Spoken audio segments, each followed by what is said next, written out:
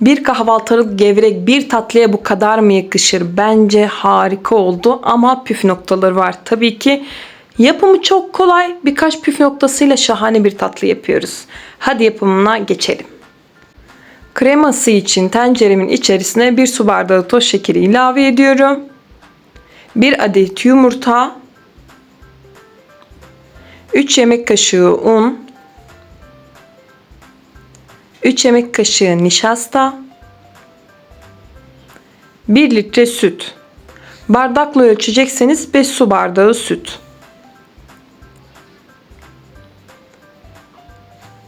Hepsini güzelce karıştırıyorum.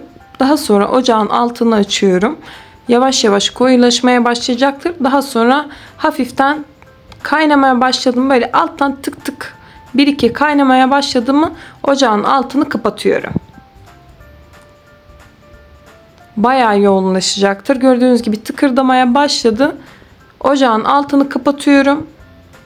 İçerisine 1 paket vanilya, 1 yemek kaşığı tereyağını ilave ediyorum ve güzelce karıştırıyorum tereyağı eriyene kadar.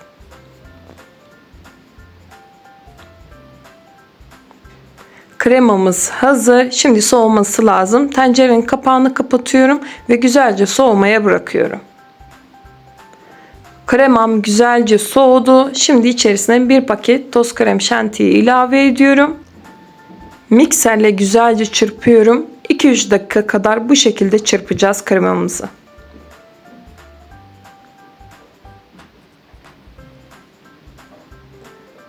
Kremam hazır. 3 dakikadır çırpıyorum. Hemen kıvamında bakalım. Şunun güzelliğine bakar mısınız? Dilediğiniz tatlılarda kullanabilirsiniz bu arada. Bu kremi çok güzel. Şimdi çikolata sosunu hazırlayalım. Bunun için 1 paket sıvı kremayı ocağa aldım. Ara ara karıştırarak ısıtıyorum. Güzelce kremamız ısınsın. Kremamız güzelce ısındıktan sonra ocağın altını kapatıyorum ve içerisine 80 gram bitter çikolatayı ilave edip güzelce karıştırıyorum. Tabii istiyorsanız sütlü çikolata da kullanabilirsiniz. Çikolata sosumuz hazır. Güzelce soğumaya bırakıyorum. Şimdi hepsini birleştirmeye geldi. Şimdi kullanacağınız sunum kuplarının içerisine veya kaselerin içerisine 2 yemek kaşığı kakaolu kek koyuyorum. İstiyorsanız hazır kek kullanın, istiyorsanız kendiniz yapıp kullanın. Benim dondurucuda vardı. İnce ince bıçakla kesip onu kullanıyorum şu anda. Evet, hepsini hazırlıyorum. Kremayı da sıkma poşetinin içerisine alıyorum ve güzelce üzerlerine dolduruyorum.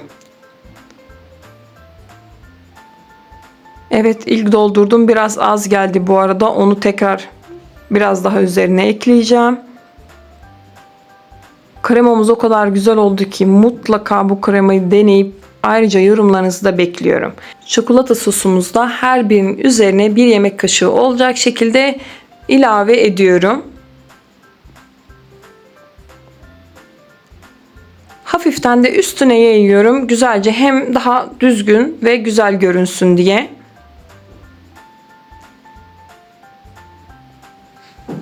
Kalan çikolata sosuna 4 su bardağı kakaolu kahvaltılık gevreği de ilave ediyorum.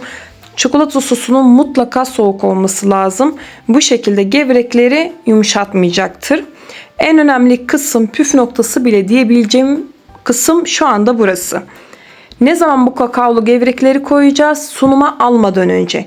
Yani istiyorsanız hepsini hazırlayıp dolaba koyun. Sadece çikolata sosuyla gevreği karıştırmayın. Tam servis alacağınız anda karıştırıp üzerine koyup bu şekilde servis alın. Çünkü yumuşayacaktır.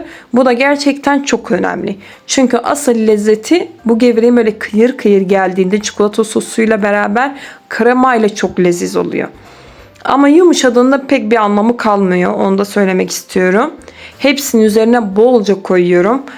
Tatlımız hazır. Şunun güzelliğine bakar mısınız? Hem görüntüsüyle hem lezzetiyle fark yaratacak harika bir tatlı yaptık. Deneyecek olan herkese afiyet olsun. Beğenmeyi, kanalıma abone olmayı unutmayın lütfen.